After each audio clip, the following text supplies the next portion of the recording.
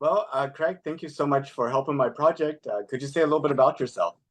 Yeah, I'm a software developer. I live in Atlanta. I'm 43 years old. I've been a big software fan, like not software fan. I've been a software developer for 20 years, and I've always been a fan of like sci-fi.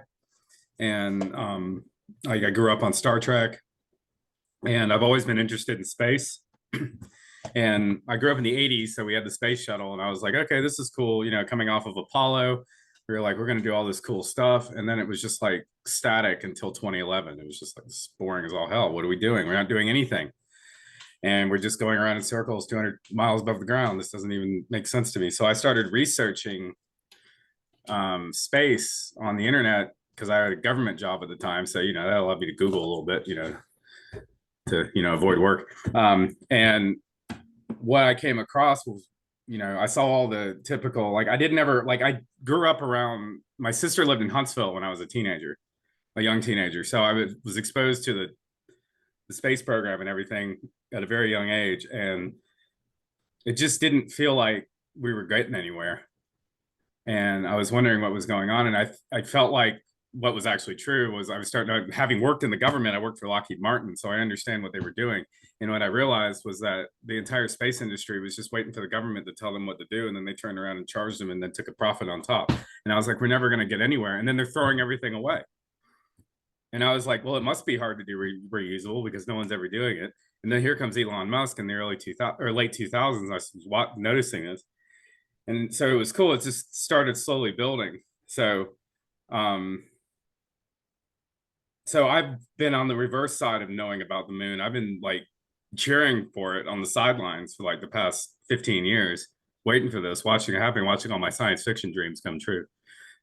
So that's It looks like we're basically about the to have summary of myself. that is amazing. And it's with Starship ready for its second launch, and the potential of that vehicle to dramatically lower the cost of accessing space. It seems like we might be on the verge of seeing those dreams become real. Yeah, and we've already seen it with Falcon 9. It's just a scaled up Falcon 9 if you really think about it, which is more plumbing and more stuff. So it's like it's obviously more bigger, more things can go wrong and there's more challenges. But what I appreciate is that there is actually something that's not the new space thing with the Space Act agreements and everything, where NASA finally got their head out of their ass and decided let's stimulate an economy and not have not just keep fight the Russians, because that's all we were doing. Space shuttle, half of it was military requirements. Not to say that everything we have going up now isn't half military. I mean, look at Starlink. But that's all, in my opinion, it's not, we're not going to get to Mars worrying about weapons. We have to like somehow get that Explorer thing going too again.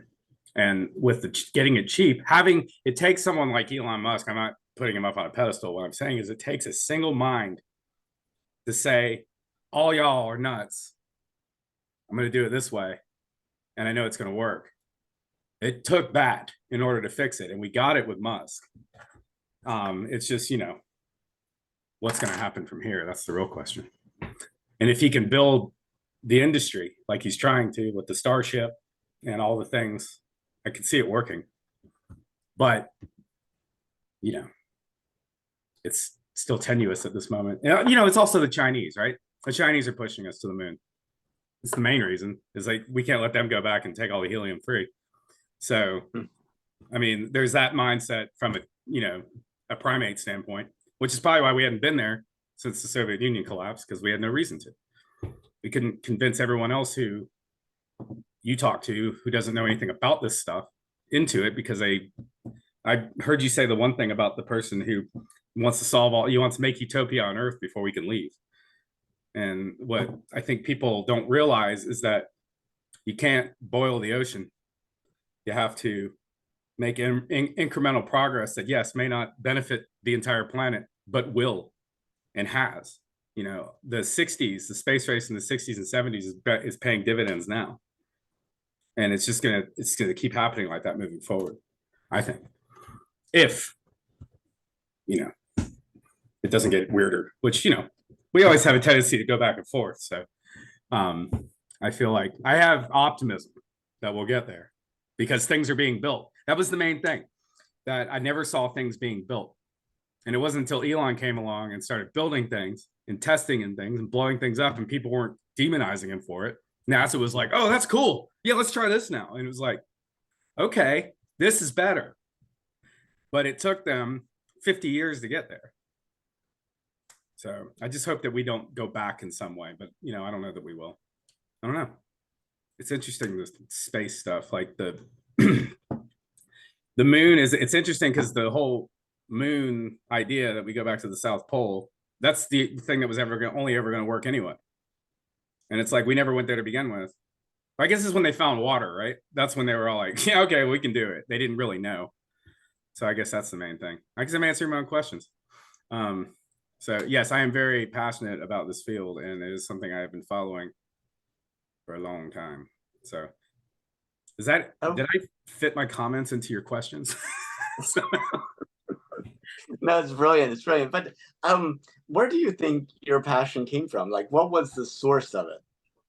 I have ADHD, and I get obsessed with things. I get hyper focused on things that interest me. And as a child, well, my parents worked for Delta Airlines, so I was always interested in aerospace, aero, and then the space side just came as came along with it.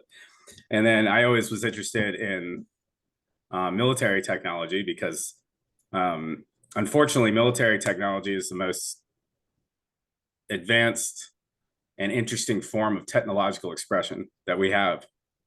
And it sucks because it's only designed to, it's designed to protect and kill, but it's interesting in and of itself because of that. Like I'm building a model right now of a stealth bomber, and before I was talking to you, I'm just gluing the ailerons together. It's the kind of crazy person I can be. But so I tend to hyper focus on the science, the space stuff, because I want the outcome. And then I read about it and I want the outcome. And I was very much, because I was exposed to a lot of space stuff in Huntsville, probably been between like 11 and 13, it like burned in. Like I saw all the stuff. I don't know if you've ever been there, but that's where von Braun, all his stuff is. Like all of his vision of the future, his Nazi space dreams. Like he had all these all these models of just all the colonization stuff he was thinking might happen if we kept moving forward past Apollo and didn't not have an enemy, which seems to be what you have to have space travel, which is unfortunate. Again, military. But I really wanted that outcome. And then there's all the science fiction. Obviously, Star Trek was a big influence on that, because it was so optimistic and all about peace and yada yada, but also very human and not at the same time, in the same way this is. And yeah, science fiction. My science fiction dreams are coming true, and I'm excited. I've not been to Huntsville, Alabama. It's definitely on the list, but you're saying they still have like the models that von Braun built? So it's a museum, like it's the Space and Rocket Center in Huntsville. So it's like a companion to the Kennedy Space Center, but they don't launch rockets there. It's all the research and stuff. And well, they do. They build. There's the Redstone Arsenal there, and they built the Redstone rockets there. But they've got all of his. He lived there in Huntsville. I mean, the von Braun Center is their civic center. So all of there's a museum of his ideas, is what it is, inside of the Space and Rocket Center. So it's a part of the museum. I knew about the rockets. I didn't realize they actually had a substantial amount of exhibits dedicated to his vision. So that makes me even more wanting to go there and see it.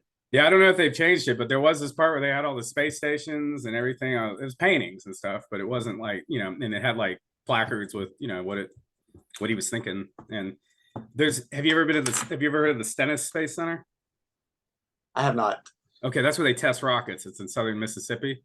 He had so it's like in the middle of nowhere, somewhere between Biloxi and New Orleans. And it's the only place, it's near the coast. They can barge stuff in and they can just launch rockets out there because they're not bothering anyone. It's like 30 miles in every direction, nothing, because they can't be, because they tested the Saturn V's out there. Or I'm sorry, the RS-25s, and then the one, what is it, R1, A1? What am I thinking of? The rocket engine on the Saturn V. Anyway, it's not important. Point is they tested them out there. And so the test stands, when you go down, there's this observation tower, and it like looks at the test stands in like radiuses, like one's over there, one's over there. And that's where von Braun's office was. And they have a picture of it with his desk and his TV, like from the 50s and all those weirdos. It's really cool. So yeah, you should check out if you're ever on I-10. You know, if you notice, everything's on the I-10 corridor too. That's always interesting. But well, Southern jobs, they like to put the big government spending in Texas, Alabama, Louisiana, Florida. So, but it's really cool because there is a museum there. So there's the Stennis Space Center and the Huntsville one. They're both really cool as companions to the Kennedy. How do we get more people interested in space? Make them neurodivergent and grow up like in sci-fi. That's my idea. No, I'm kidding. I don't know. I think you have to give people, it's what they've always kind of think they've done. They've kind of like, see, these are the practical applications here on Earth kind of thing. I think that's always powerful. You know, you don't get, you know, the power drill and the pen and, you know, many other things because, you know, the Russians would just use a pencil, of course, but, you know, you don't get a lot of these innovations because in space, you're forced to come up with solutions. So I think if you can do that, you can also, I don't think you're going to convince people to go to the moon because I don't even want to go. Like, I'm staying on Earth. I'm going to watch it all happen. I have no interest. But I don't know. I think you have to just make it, I don't know. That's the biggest thing I've been grappling with, and why I'm interested in talking with you is because it seems like it really just comes down to, you know, whatever the people don't have the attention span. And so you either like hyper focus on something and get super psyched about it and into it, or you're just like, oh, that's cool. And then you go on and watch your, you know, whatever you're doing, you know, go back to doom scrolling on Instagram. I don't know. That's a good question. I think this is a good thing. I like this. Your research project is interesting. Where are you going to go with it after this? Honestly, I'm just hyper focused on completing an interview a day to the end of 2024. And then I probably will set the project aside for several years and then come back to it and then see what it's like at that point. So do you so you just been collecting all the videos and everything, and then it's just how much video is that? You have it backed up? Well, I mean, it's all on YouTube and my website, countdowntothemoon.org. So I started with 1,840 days to go to the end of 2024. And now today is 468. So that's like 1,300 and plus videos. Wow. That's statistically significant. You're obviously making a scientific thing out of this, right? Like all the data. Well, I don't know. I think it's more anecdotal and individual stories and different perspectives. So I think it might help to sketch out the range of views. Yeah, I think it helped to sketch out sort of the range, but it won't tell you where the density is in terms of people's views on things. Well, I think when you have 1,000 plus people, I mean, that's cool, man. Well, I look forward to hearing what you do with it, you know, in a few years. Yeah, I think it'd be, I mean, I feel like that this decade is going to be transformational with respect to space travel. And that after Starship is flying multiple times per day, a lot of people are like, space will not be possible. It's pointless. It has nothing to do with me. It'll be the first people signing up to take a vacation in orbit, you know, and saying, well, of course it's going to eventually happen. So I feel like now is like a key moment to sort of capture those varying views. I wonder if it's a momentum thing. because in the past it was like a shuttle would explode and everyone would shut down for 3 years, you know, but now it's like we've got so many things going on that you could have something happen and it's like, well, all this is still happening over here. You know, like NASA's doing a really good job, at least from the funding standpoint, of like making sure they've got all their bases covered as far as, well, except for the lander, which is hilarious. Boondoggle. That one's funny if you think about it. It's like, no, we'll just give it all to SpaceX. They'll figure it out. Like they are like bought in now, if you think about it. Like they have never been like that. They've always been like, well, we'll just see how it goes. Now they're like, we're going down the tube with you. So it'll be interesting to see. I think they just announced they delayed it, didn't they? The lander. Oh, have they? I know they've been talking about how if the lander gets delayed, they might turn Artemis 3 into another orbital test flight, orbital mission. Yeah, I think that's the talk that is like ties in with they're probably not going to be ready. Yeah, I think they're I think I saw something about SpaceX like coming up with a new design too. Like there's some metal being cut down in Boca Chica for a new like overall, like not sending like the ship as it is now, but sending something that can be boosted there that is a little more appropriate for this context, you know. Oh, really? I haven't seen that. Where can I find just out more? I saw it on YouTube and like some of the space race, that one. Okay. Yeah. So I don't know if I might have been intoxicated and like hallucinated it, but I do feel like there's been some, because they're late already. And I feel like what they're sending up there is what, if you think about the lander, it's a starship, right? So it's bigger than anything that's there. It's gonna dwarf, like what is so huge? So that's what I'm grappling with, is like, why does this have to be the same starship? That, because it's not like they're already producing them and there's economies of scale and everything from like doing the same design. Like he's building the production. That's what he does. He builds, you know, with Tesla and all the things. He builds the production system. And so what's going to come out on the other end is not going to be what we're looking at now. That's what I'm thinking. That is interesting. Because of I wonder how optimization. I wonder how it works from a contracting standpoint, you know, because they bid using Starship, and then if it is radically different, yeah, I just wonder how all that works. Space, the way it works now with New Space and the Space Act agreements is they don't necessarily pay for a thing, they pay for a capability. So they go to the companies and they don't, it used to be that NASA would say, I want the space shuttle, build it like this. And they would give them the, you know, all the stuff. And now they're like, we need to be able to land on the moon. Can you do it? Cool. And then, so it allows the design to change. I think it stops when they start putting people on it. That's when they freeze it. That's what like the Block 5 Falcon 9 is, and the Dragon capsule. This is just the that's what that hasn't changed since they started flying astronauts. So yeah, I think it's Elon or somebody else also mentioned that one of the challenges with the space shuttle is it always flew with people on it, so they weren't able to innovate with the design. It was frozen in like in 1975. Everything. Yep, that's right. Yeah. So I'm sorry, go ahead. No. I definitely I agree. Yeah. So it'd be interesting to see what ends up coming out of the moon thing. I do like, I mean, it looks like we're going to stay with the whole going to the South Pole, because you wouldn't be going to stay if you didn't do that. And it's going to be interesting because you've got it's not just the Chinese now. You've got the Indians just land something, which is very, very promising. To have other countries, they're not, even if they don't like do the whole thing, they can support and they can also be involved in that. Just, it broadens the playing field. I think that's really cool. And I think that plays into your idea that the next 10 years is going to be the big blow up.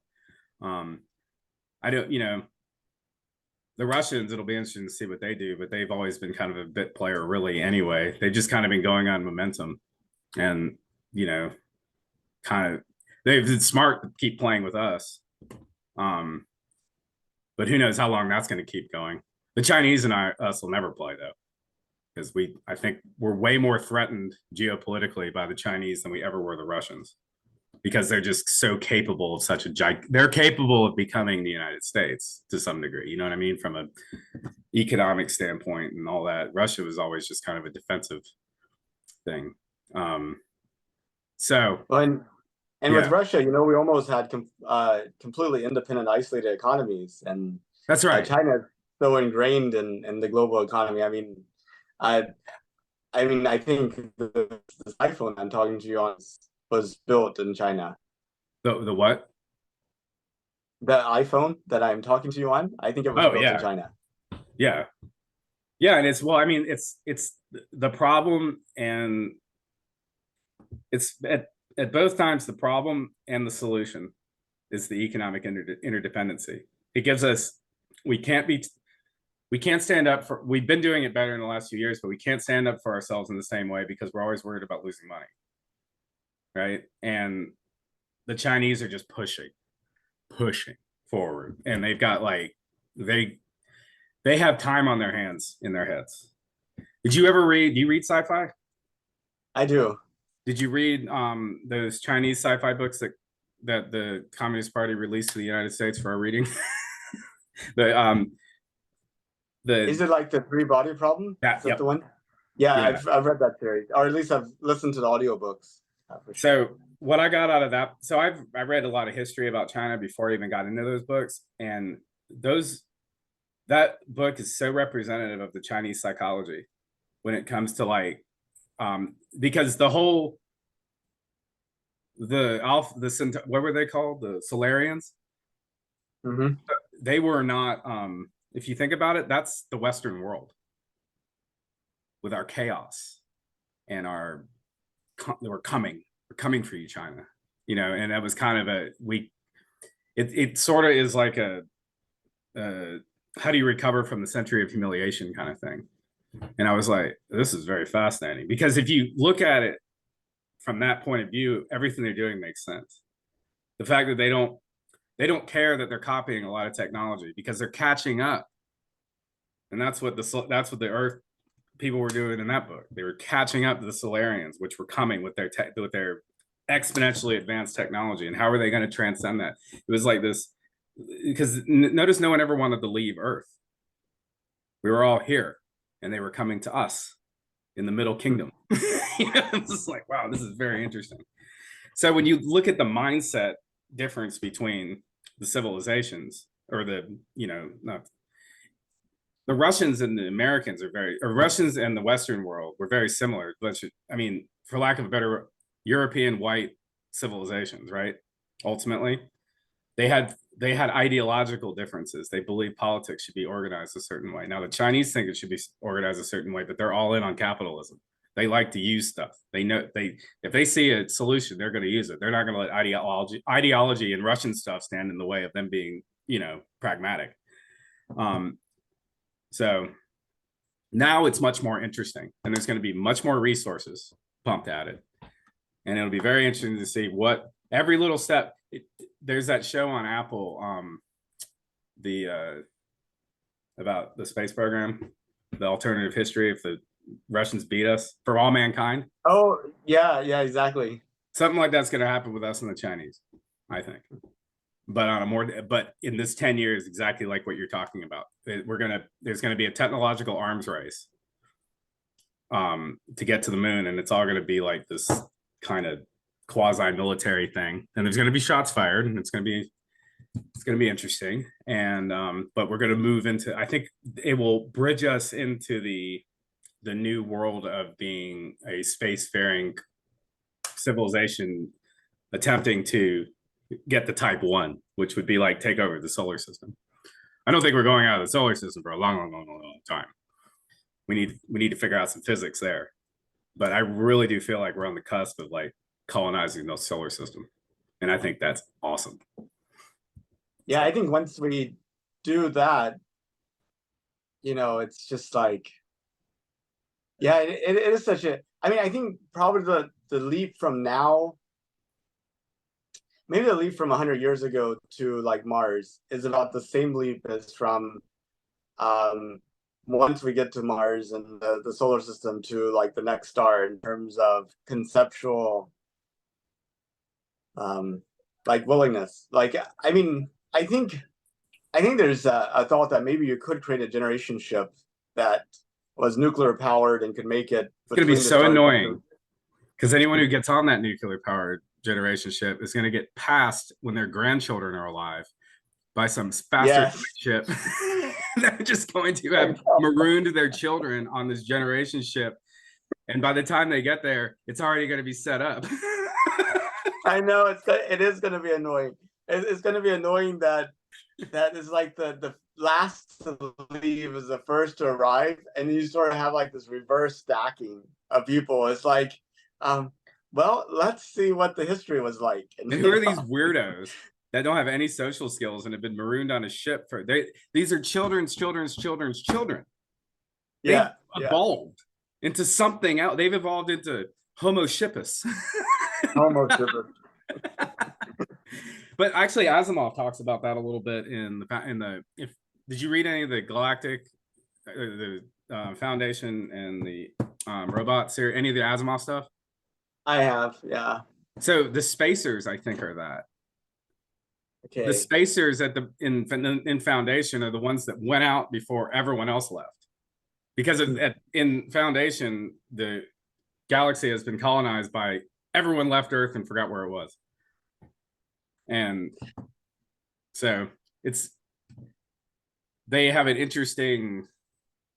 The spacers have an interesting relationship with the regular people now, and they're all mixed out in this solar because one left before the others were ready, before civilization was ready for them to go, is what it comes down to. I think that's what we're saying. Yeah, that will be that really be amazing. Maybe to kind of avoid that, we should all choose different stars. It's like you need to. This one's already targeted by the generation ship. No going there until after this date type thing. Yeah, and then once we have everyone is able to get into space, you're not going to be able to stop anyone from doing anything. Like, did you read The Expanse? Well, I saw the Amazon series. So you've got a basic understanding. What do you want me to ruin the last 3 books for you? Yeah, go for it. Okay, so what ends up happening is, and I think they get into this in the book, but Mars starts to become who gives a shit, because they have the gate and 1,000 planets to go to. And so the whole impetus to go to Mars just becomes nothing. It's like, why would we do that still? Who cares about terraforming Mars now? We've got 1,000 other planets that are easier to deal with. You're not going to get cooked off the planet. You're not going to, there's oxygen to breathe. It's like, so like the whole Mars thing, and that's what I think is going to happen. I mean, that's until we get interstellar travel, everyone's going to love Mars until then. And then once we figure out interstellar, they're not going to give 2 shits about Mars. It's just going to be like we'll have a colony there, of course, because we'll be everywhere we can be. But it's not going to be like, it's just going to be this old, remember when people used to get excited about Mars? Oh, yeah. That's what I think. But,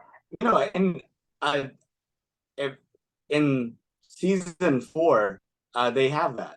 The ring gates and basically it's exactly what you said about basically all these people are going to spend their lives and their children's lives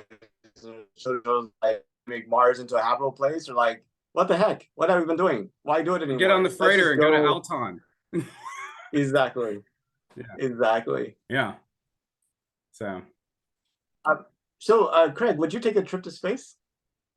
No, not until it's perfectly safe. Okay. But like if 1 million people went and came back. Yeah. I'd go with 100,000. You go with 100,000? Like I'd go to an orbital. I would need 50,000 people to leave. No. Okay, let me really think about this. I would think about it like the airline industry. We haven't had a plane crash in 14 years. Right? We used to have them. Okay.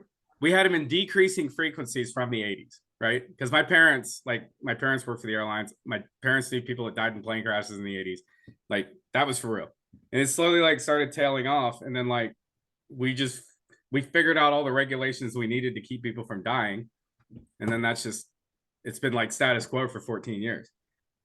That's where we need to get with space travel for me. And then I'll go to the hotel. I'll go to the moon, but I'm not spending 6 months of my life on a ship going to Mars. So they're gonna have to figure out the nuclear thing before I'd be willing to do that. And they'd have to have, And civilization up and running, which that's true. for. So so you kind of talked about some of the possibilities of the future. If you were to sort of put a line in the sand of 200 years from now, what do you think it looks like? depends on if we figure out fusion. That's what the Expanse had. The fusion thing changes everything until we can get, well, not just fusion, but faster space travel. If you can get it to where it takes as much time to get between planets as it does to like get on a boat between planets, I think you're going to start seeing, I think it just all depends on the transportation times and the amount of, I think there's so much resources up there that once we get going and figure out the mining technologies and everything, we can set robots running, and that's going to be exponential. You're going to have robots building things, and it's going to happen so fast because they're just going to not stop, right? And so I really do feel like in the next 100 years, you're gonna have people living off Earth in the next less than 20 regularly on the moon. And then I think that in 200 years, we'll have explored everything in the solar system, and we'll have a colony on everything that we can. Because we'll have figured out the travel, but we will not have gone, we'll have sent stuff.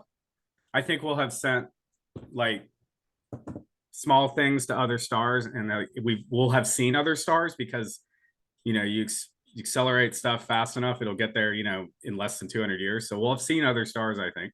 I think we'll have something. I think before you and I die, there'll be stuff on the way to somewhere. But it's going to take stuff from where? Another star. Another star. Wow. Stuff, not people. Yeah, like be like a Voyager thing. Yeah, the breakthrough star shot type thing, where they're like training these little bitty small satellites and are using lasers to like accelerate them towards. Yeah. Something like that. It'll be some mesh network weirdo thing that flies across interstellar space, and they're not going to be able to stop it. So it's going to pass really fast, but we'll have seen we'll be able to get close enough to get spectrums on planets and stuff, and that'll be helpful from the. I think that's how we're going to ultimately target where we're going. So, but we'll have the solar system on lock in 200 years of it. So that would be awesome. So do you remember when you were convinced that NASA is serious about going to the moon? They've talked about it for many times, like in the 90s and the early 2000s, and lots of PowerPoints were created and lots of art, but then not much hardware, and it kind of fizzled out. When did you actually become convinced that Artemis is going to be the one that would actually get us to the moon? When they didn't cancel Orion, they kept Orion going the whole time. They were like, we're building this thing, it's going to go at some point. There's no reason to stop. We're going to need it.